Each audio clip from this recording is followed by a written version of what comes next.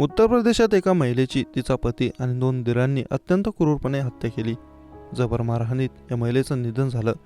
या महिलेचा इतक्या क्रूरपणे छळ करण्यात आला की शवच्छेदनावेळी तिच्या पोटात 8 इंचाचं लाटणं आढळलं. ते तिच्या पोटात कसं गेलं हा प्रश्न कायम असून पोलीस याबाबतच्या तपासात तज्ज्ञांचं मत जाणून घेत आहेत. उत्तर प्रदेशातल्या फिरोजाबादमध्ये अंगावर शहारे आणणारी घटना घडली. तिथल्या एका महिलेला तिचा पती आणि 2 दिरांनी मिळून जबर मारहाण केली. तिला इतकं टॉर्चर केलं गेलं की त्यामुळे तिचा तडफडून मृत्यू झाला.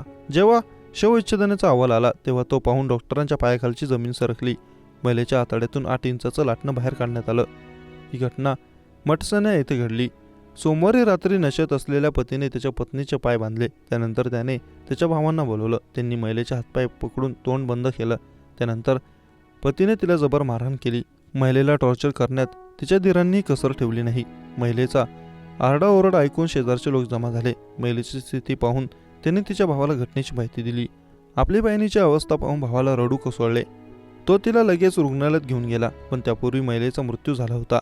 महिलेच्या भावाने दिलेल्या तक्रारीवरून पोलिसांनी तिचा पती आणि 2 दिरांविरुद्ध गुन्हा नोंदवून त्यांना अटक केली आहे. 2 भावांच्या मदतीने पत्नीची हत्या केल्याचं पतीने कबूल केलं.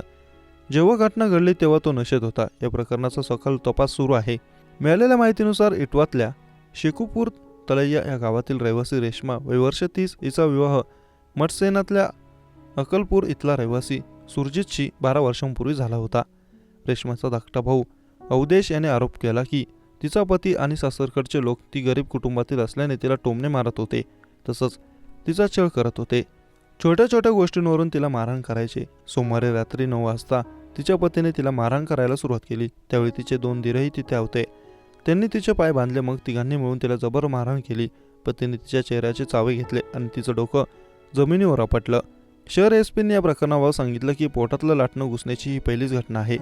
असा प्रकार आम्ही यापूर्वी ऐकलेला किंवा पाहिलेला नाही. तो शरीरात कसं गेला याबाबत तज्ज्ञांचं मत घेतलं जात आहे. जखमांच्या आधारे नोंदवलेल्या गुन्ह्यात खुनाच्या कलमात वाढ करण्यात आली आहे. रेश्माला 3 मुलं आहेत. पोलिसांनी त्यांची देखील चौकशी केली आहे.